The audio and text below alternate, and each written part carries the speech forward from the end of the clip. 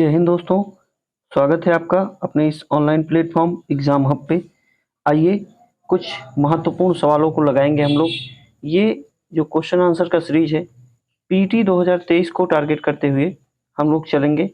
और यहाँ जो सवाल सेट किए गए हैं वो यूपी ट्रिपल एस सी आयोग के द्वारा सेट किए हुए हैं भैया, ना कि किसी गंदी टेस्ट सीरीज के द्वारा या फिर मैंने खुद इसको सेट नहीं किया है। ये टारगेट है 2023 का, पीटी का पेपर लगा हुआ है। अब बहुत समय नहीं बचा है, मुश्किल से 1 महीने का समय बचा हुआ है।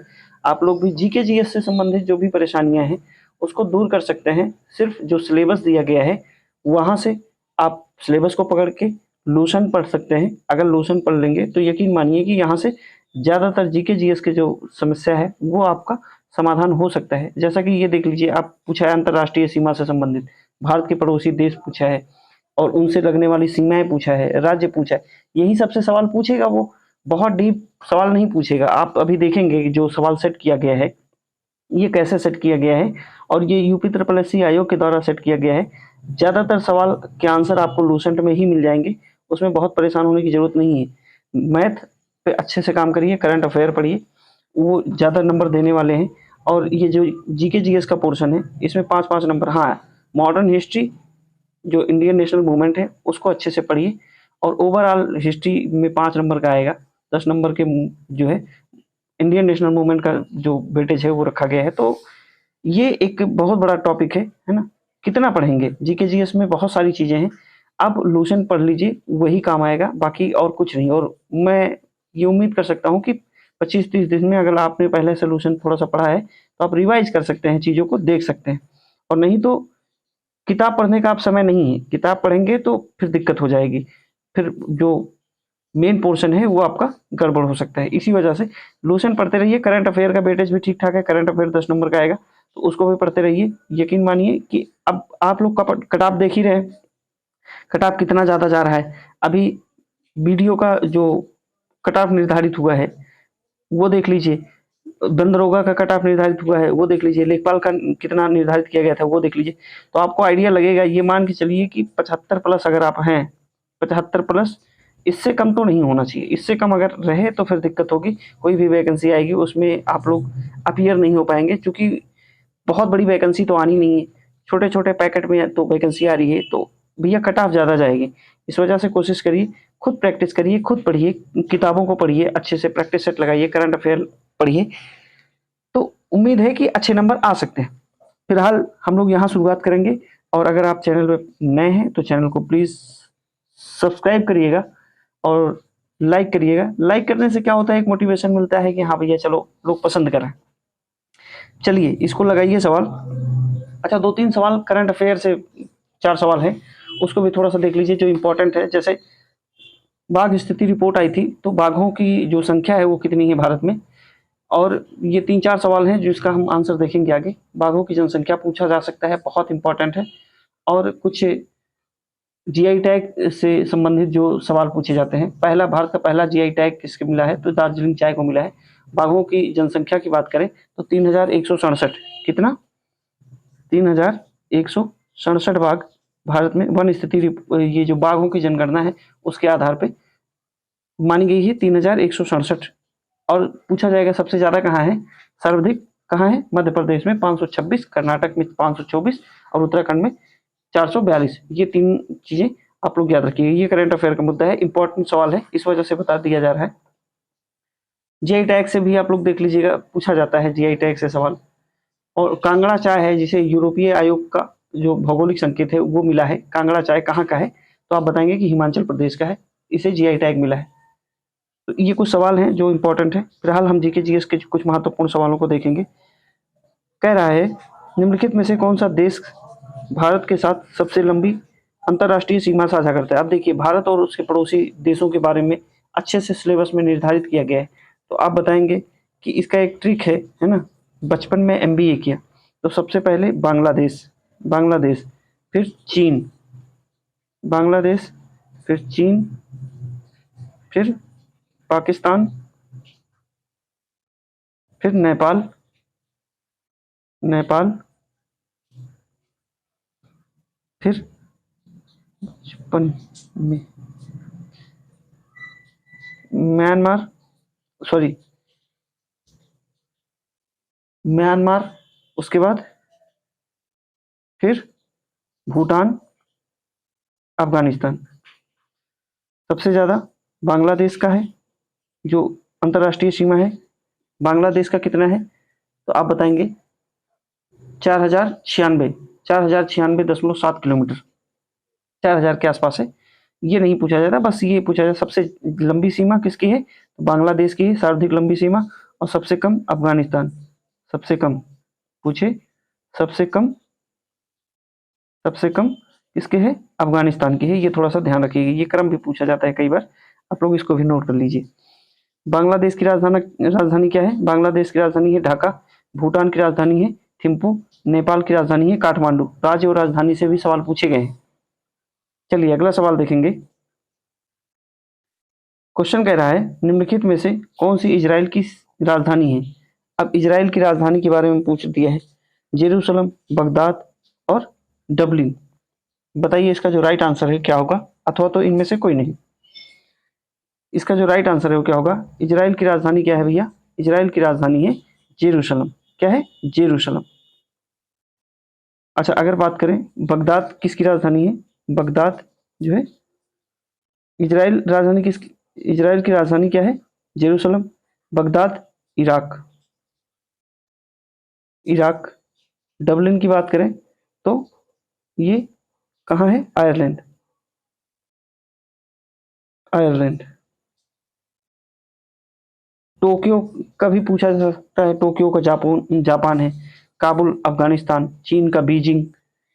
और अगर पूछे श्रीलंका का श्री जयवर्धनीपुरम कुट्टे। तो इस तरीके से आप लोग याद रखिए राजधानियों को। अगला सवाल देखेंगे हम लोग। क्वेश्चन कह रहा है निम्नलिखित में से किस राज्य में विधान परिषद है। अब देखिए इंपॉर्टेंट सवाल है, इससे 2-3 सवाल पूछे जाते हैं। कई बार पूछा जाता है कि विधान परिषद कितने राज्यों में है, किस राज्य में है, ये भी सवाल पूछा गया है। कितने राज्यों में है, संख्या भी पूछ दिया है। तो आप बताइए कि कहाँ पे है, क्या झारखंड में है, क्या कर्नाटक में है, क्या उड़ीसा में है, क्या गुजरात में। विधान परिषद की बात कर रहा है, विधानसभा की बात नहीं कर रहा है। विधानसभा तो सब राज्यों में, विधान परिषद की बात कर रहा है। विधान परिषद केवल 6 राज्यों में है।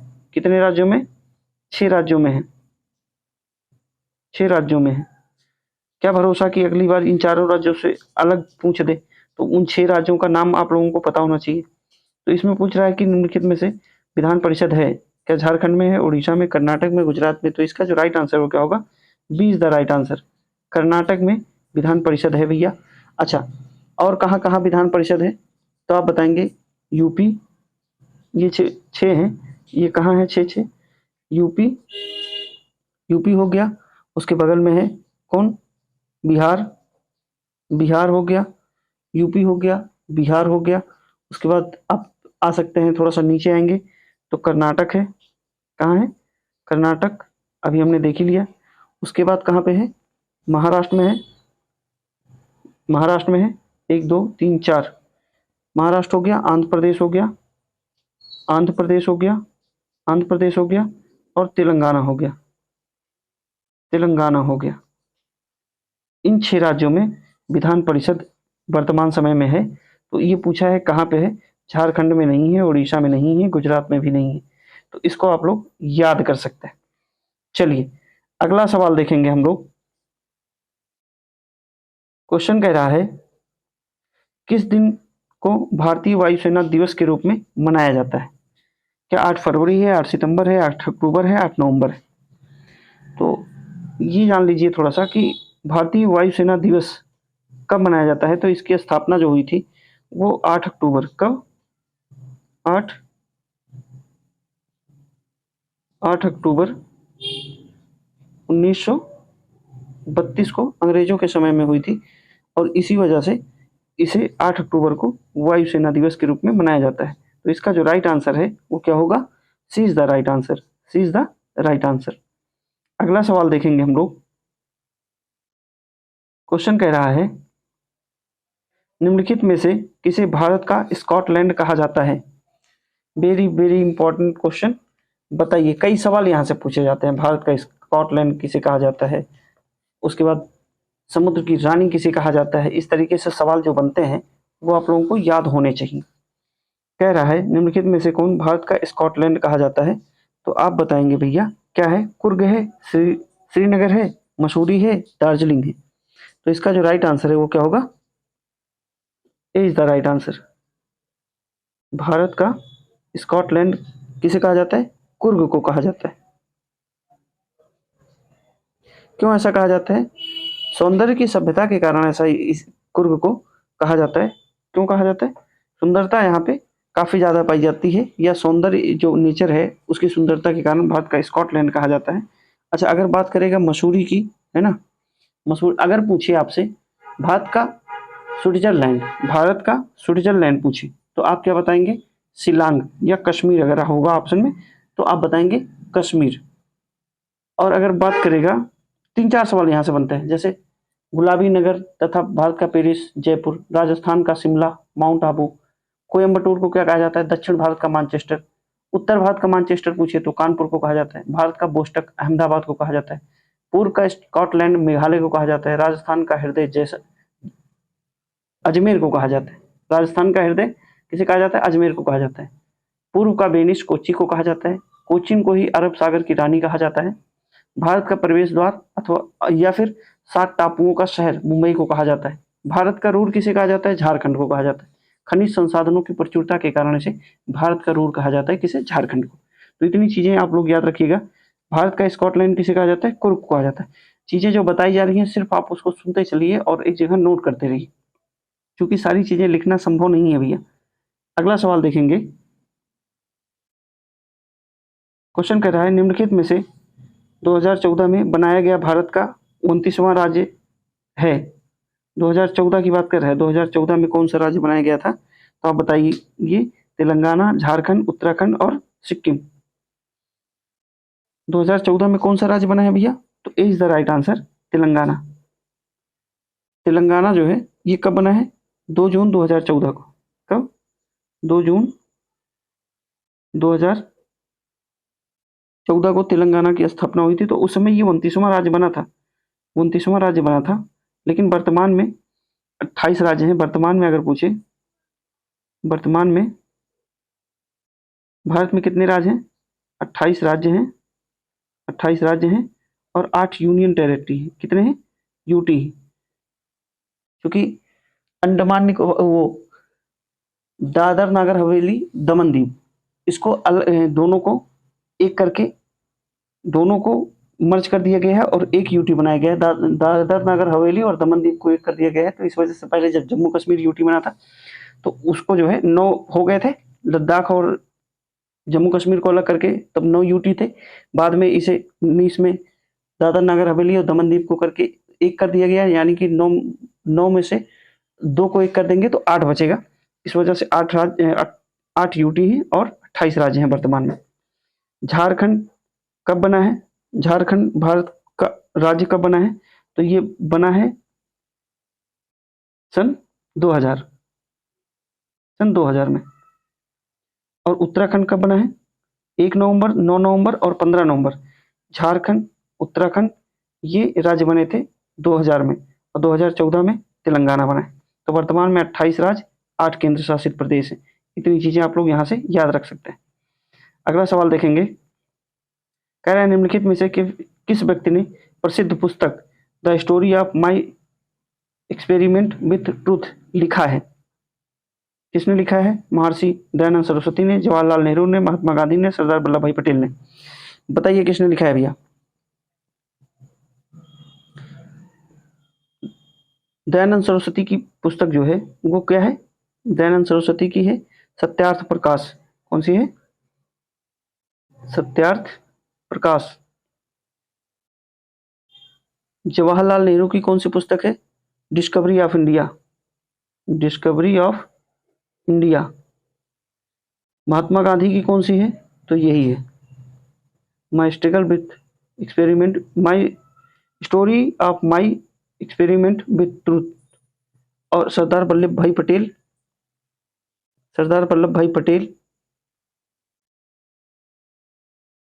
And his idea of India किसने लिखी है? हिंडोज सेनगुप्ता ने।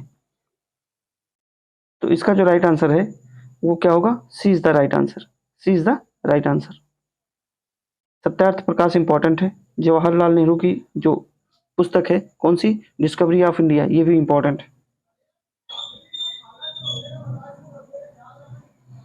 तो इतने सवाल थे भैया कुछ महत्वपूर्ण, इसको हम लोगों ने अच्छे से देखा है और आगे हम लोग इस सीरीज को कंटिन्यू करते रहेंगे और प्रैक्टिस के माध्यम से अच्छे अच्छे सवालों को कवर करेंगे और लगभग कोशिश करेंगे कि सिलेबस भी आपका कवर होता चले। चलिए आज इतना ही रखेंगे। अगर क्लास आपको अच्छी लगी हो तो सपोर्ट करिएगा चैनल को। मिलेंगे अगली क्लास में, तब तक के लिए जय हिंद।